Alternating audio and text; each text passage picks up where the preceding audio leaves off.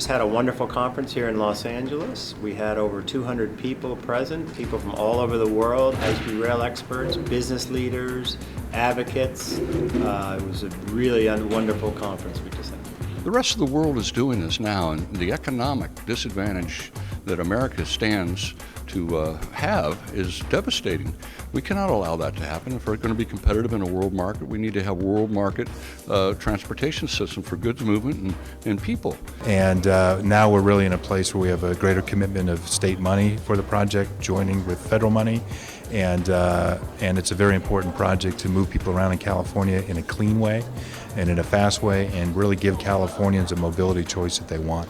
So this administration, the governor I work for, we're committed to getting that project done. Travel by rail or transit is an easy choice, and it's an effective choice. We're not having people waiting. Train arrives and the bus just left 10 minutes ago.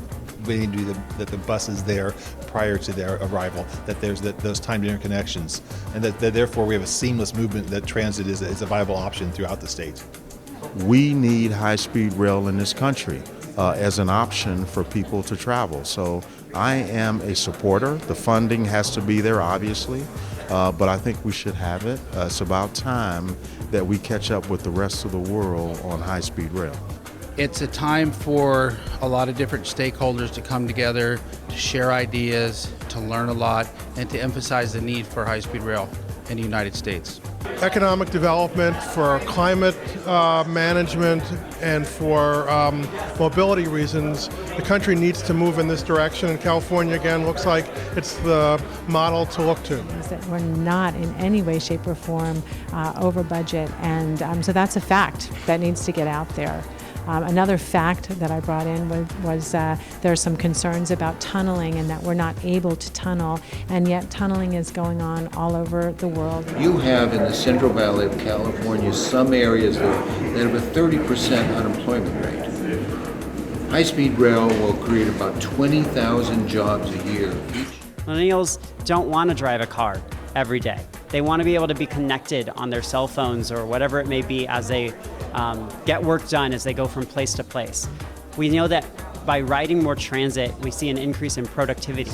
And this Contacts Equal Contracts initiative that we launched just last month is actually focused on helping small businesses, A, get certified, B, get into the system, and C, seek a contract. I specifically love the California High-Speed Rail project. I think that it's one of the means of the future for economic development and for way of life here in the United States. Once again, rail is going to be a major component of that, and I think having a station for a lot of cities around the world will be an economic development boon, particularly for the dying core of many American cities. And so it's been very inspiring to be here and listen to a lot of the advocates talk about why this is so critical. It gives me a lot of insight and intelligence I can take back to those other potential naysayers and say, no, this is why it will happen.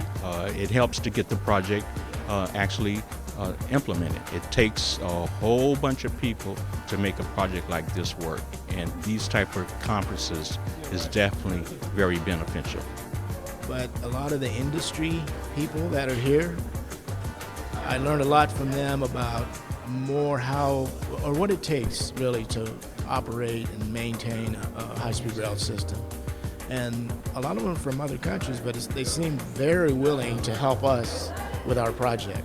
Our next conference is a Transit-Oriented Development Conference. It will take place May 3rd through the 5th here in Los Angeles. So, please visit our website at www.ushsr.com.